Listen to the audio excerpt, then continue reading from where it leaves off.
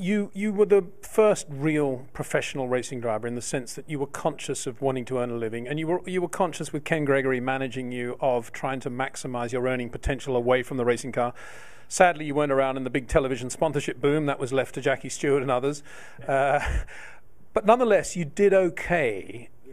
So how many different businesses would you say now you've been associated with in your career, in your life? In a sponsorship way, quite a lot. I mean, I even did one for hair pieces, if you can believe it. I mean, you know, if you pay me, I'll do it, sort of thing. But a sort of international whore, if you like.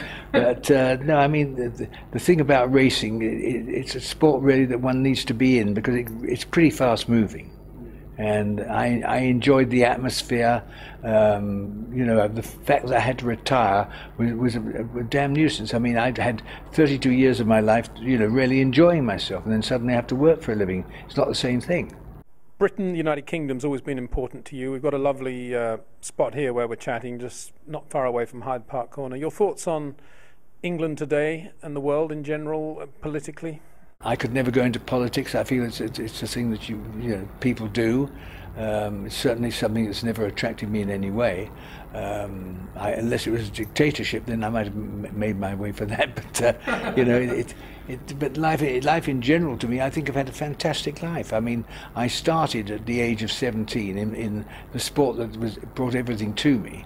I was successful. I mean, the money in those days is quite different. I mean, I made about the same money as a really good Queen's Counsel, you know, and that was very good. I mean, you know, I had my expenses as well.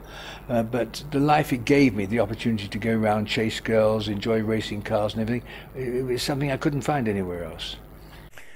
Chasing and living quickly in the sense that you don't waste a lot of time it still subjugates your life today, I would suggest. I mean, you don't sleep in. You do take quite a few cruises now. What do you do on those cruises? It's a good point. All I know is I go on the cruises and I obviously work out a bit and eat too much and try and get the sunshine. So no, it's just an enjoyable time to spend with my wife and friends that we normally go with, and it's just complete relaxation. I mean, I do quite a lot of design stuff because I'm interested in various gadgets and what have you. It's just I suppose doing something completely different to what I do each day. And you still live in the same house that you built from a bomb site in the early 60s? It was the last bomb site in Mayfair, and I was lucky enough to buy this and built the house I've got, which I built then with my office was there as well. And of course, since then I've had a couple of other wives, which means I've had to modify it, you know, to please head office. And I must say it's very central, it's very quiet, and it's just what I want. And of course, gadgetry changes all the time. How much do you enjoy keeping on top of that, of what you can do and what is feasible? Well, I've often thought, I wonder how much I'd like the racing that there is today. Being able to talk to the pits, I think, is fantastic, you know. I mean, which reminds me, actually, one time I'm going around Montlhéry doing a record attempt, you know, 24 hours for a week. And we had the first intercom by Pi. And I saw a girl, I thought, boy, that looks all right. So I called in, I said, you know, what's the crumpet like? They said, oh, pretty good, this is. So every time I go back, blow her a kiss, you see, every 2.5 miles or whatever. And then when I went in, boy, I can tell you, sure different doing 120 miles an hour to being stationary. It didn't work out. Well, a little bit like a lot of Hitchcock movies are based on somebody missing a phone call that would have saved their lives, and if they'd had a mobile phone, this film would never have happened. I guess from your point of view, when you were racing, if you'd had fantastic communication at all times, quite a few races might well have been different in terms of tyre wear, what the opposition were doing, gaps to others, certainly Portugal and the fastest lap business. But I think, yes, certainly the word disadvantages, but I must say, being in at that time, I really did enjoy it because we could use tactics, you know, when the other people were stopping for tyres and I wasn't going to, Alf would go out, pretend that here's a jack and there's a wheel, and they all think, well, he's going to change, so it takes too long. And, you know, so it was a wonderful time, you know. I mean, it's just a shame that we didn't have the technology they've got today, but then I'm not sure it is. Maybe I don't know that they actually enjoy their racing as much today. I mean, in my day, remember, Formula One races were all 3 hours minimum. Now they're, an hour, 10 minutes to go in with television. And that does make a big difference. And also, I was racing every week because I did sports cars as well and touring cars. Now, of course, the drivers don't.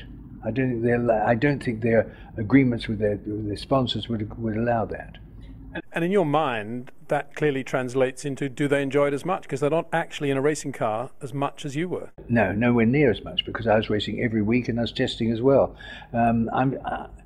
I think, Vettel, I think he enjoys it. But then he's winning. It's much easier to be happy when you're winning than if you're losing, you know. And he is a terrific driver. I mean, I think, you know, nobody anywhere near him yet. I think Alonso maybe is pretty close, and, you know, a few others. But you don't go to many Grand Prix. I mean, how many Grand Prix might you go to this year, do you think? I just go to one, the British Grand Prix.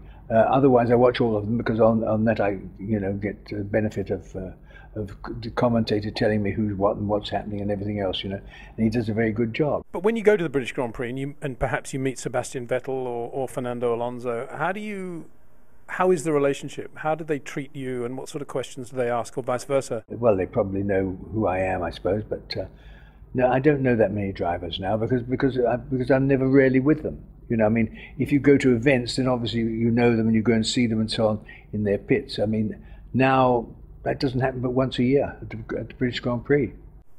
Which is a shame in a way. When you think of other sports, the Rod Lavers, the Jack Nicklaus's could walk onto any golf course in the world, and the top 30 young golfers would probably know their biographies intimately and be able to, or tennis players, and be able to talk to them in some sort of fashion.